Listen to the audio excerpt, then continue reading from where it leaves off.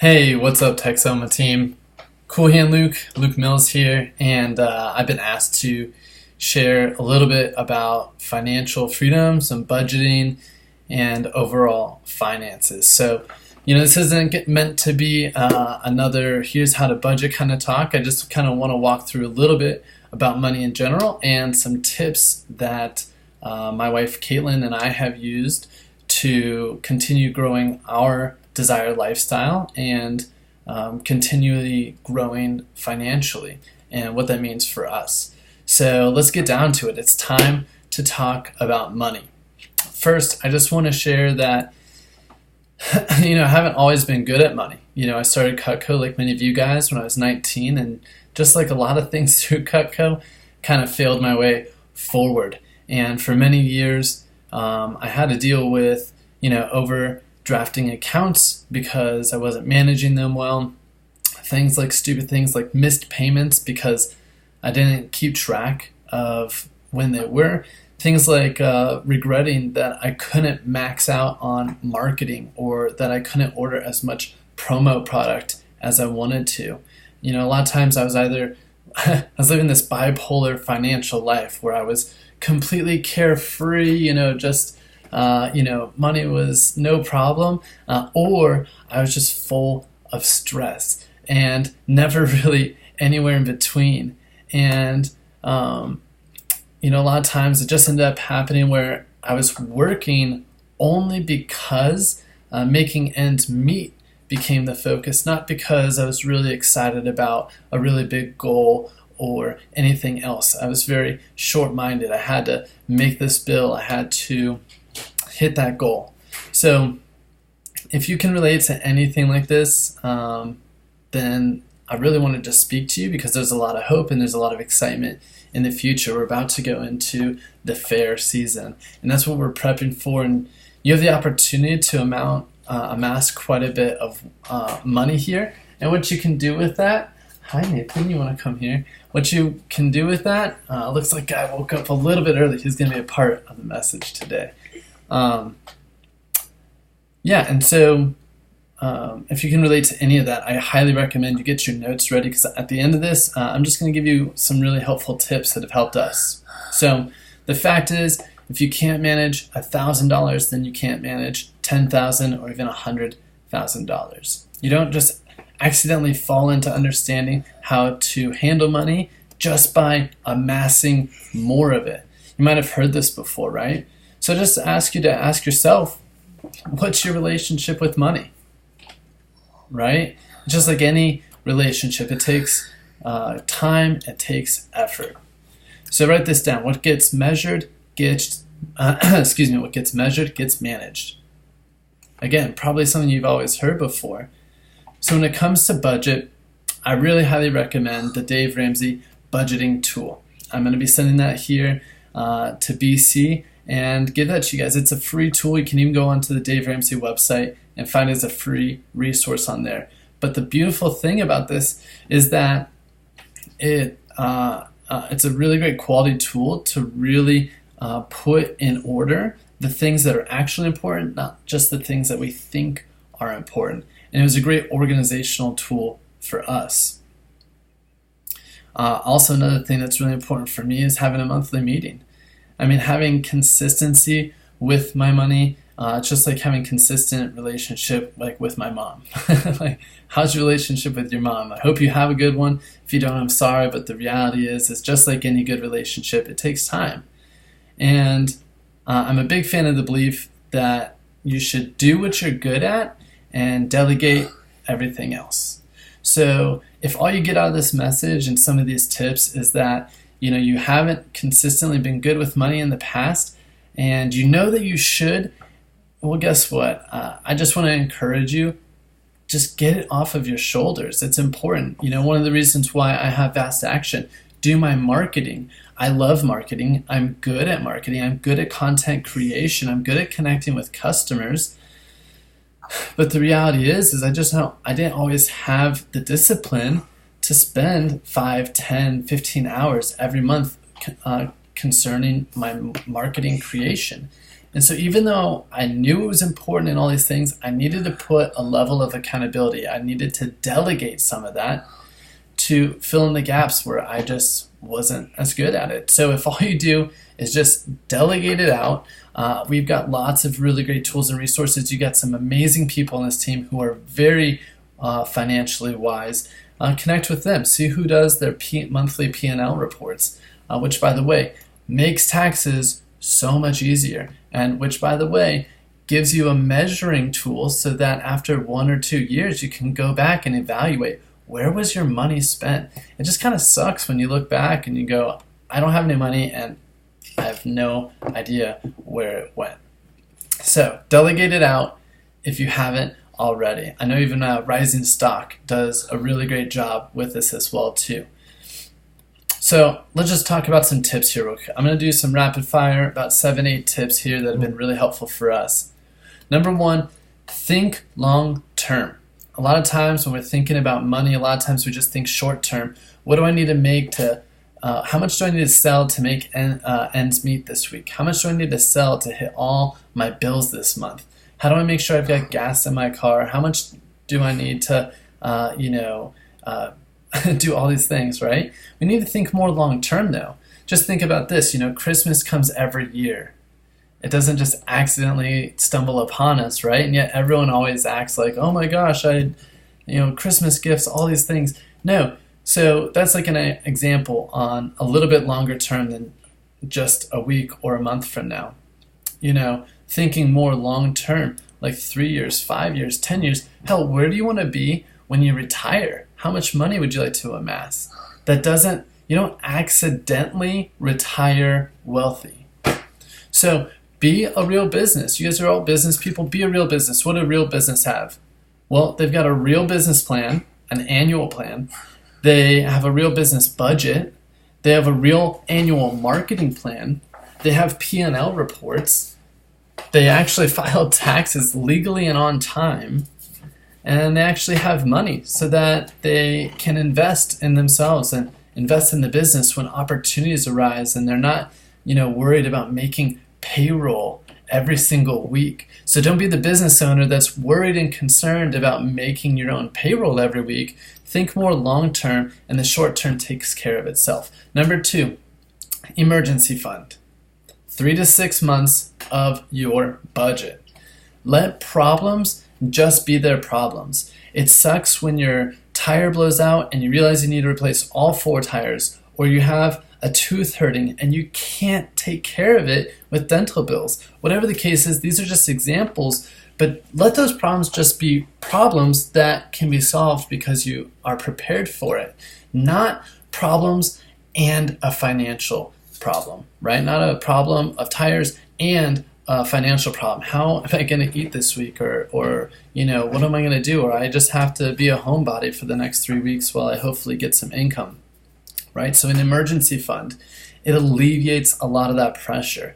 It's not an if things are going to happen. It's a matter of when things are going to happen. And this is a great way to prevent financial failure, right? Going crazy into debt. And by the way, if you're crazy into debt, no big deal. We've got they always talk about debt like a hole, and they talk about your income like the shovel. No matter how big your hole is, you can control how big your shovel is. So really dig in deep with this fair prep. Get your skill levels, your mindset, your attitude ready to make that a huge shovel and just fill in that hole as fast as possible. And if you don't have debt, what a great opportunity to start amassing wealth. Remember that wealth isn't making more money.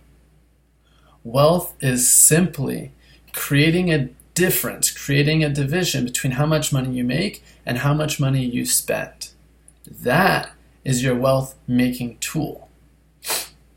Cool, next tip, peak and valley account. This is something that has really been a huge asset to our financial wellness in the Mills household over the last 2 years. And every year, inevitably, like all businesses, there's going to be peaks and there's going to be valleys. Well, the good news is no matter where you're at, we're going to be going into a peak. But, for me in the Southwest here in Arizona, when my business was fundamentally reliant on events. There's not really any events during the summertime, and so that became a valley, right? And so what's really cool about the peak and valley is rather than planning my business like it's the same bills every single month, I need to remember that the income was a variable of this too. So by storing away on top of my emergency fund an extra 1 to 2 months of peak and valley, right? These were planned expenses that could happen that were not an emergency, that I just stocked up a little bit extra, right? Just like a squirrel stocking away his stash of acorns for the winter time. Like, be a good squirrel, right? So this is just a great way to carry you through the knowingly slower times in the business. And I really encourage you to think about what can you do to fill in those slower times. Just because there might be a slower time in one part of your business doesn't give you an excuse to just be slow. There's so many avenues in which we can sell Cutco. There's so many avenues in life to just create income that there's a way to close that gap. And again, having a more long-term vision starts to get you in the mindset to create an annual plan, and that annual plan allows you to fill those gaps and have a real business plan. Next tip, learn from the past and commit to the future. Again, if you want to change your life, you need to raise your standards. It's the easiest way to change your life is to raise your standards. So just raise your financial standards. What's your financial literacy? How many books are you reading? Who are you talking to? And who are you surrounding yourself with? Right? We are an average of the 5 people we spend the most time with. What's the average amount of income? What's the average amount of wealth? What is the average spending habits of the 5 people you spend the most time with? What a great opportunity to evaluate your situation and change your context. Change the context of your life. Change your main influencers. Next tip, consistent action yields consistent results. Consistent action yields consistent results. And guess what? Consistent results, well, in our business, it means consistent pay. I mean, that's really it. And consistent action, I remember there was times when I wasn't doing very well in the business or had slumps or, I felt like I had a bad sales week or a bad sales month. And one of my colleagues pulled me aside and they're like, dude, stop lying to yourself. There's no such thing as a bad sales week or a bad sales month. It's too long of a time period. There's too many days. There's too many action possibilities. Remember, a week or a month, those are kind of like marathons. And, I say that because it's not a sprint, right? There's something that's happening every moment of every day. There's decisions that are being made. And as long as you're consistently making good decisions and taking consistent action, regardless of the short-term results, there's so many actions taking place that you inevitably still succeed and hit the finish line with those marathons the way that you want. So just remember that there's no such thing as a bad sales week or a bad sales month. It just means there wasn't enough action taken. Next tip, no credit cards. No credit cards. And I do have a caveat on this rule, and that is I'm not a credit card Nazi or anything like that. I think I used to be. The reality is that, when we grow our business, we grow our expenses too, and there's a great way to reap rewards and cash back or flight rewards and what have you because of credit cards. But here's my rule. No credit cards until you lived at least 1 year financially responsible. Then, and only then, should you consider taking a look at what kind of credit cards you can use your business expenses on and reap the rewards from some of the incentives around those cards. Otherwise, credit cards are just a huge financial drain.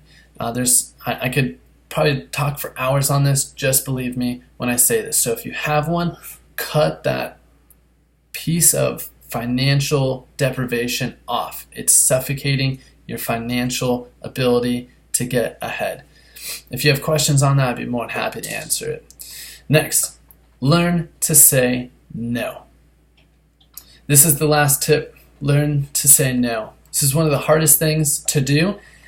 And saying no is not very fun. But guess what? At the end of the day, it's far more respectable.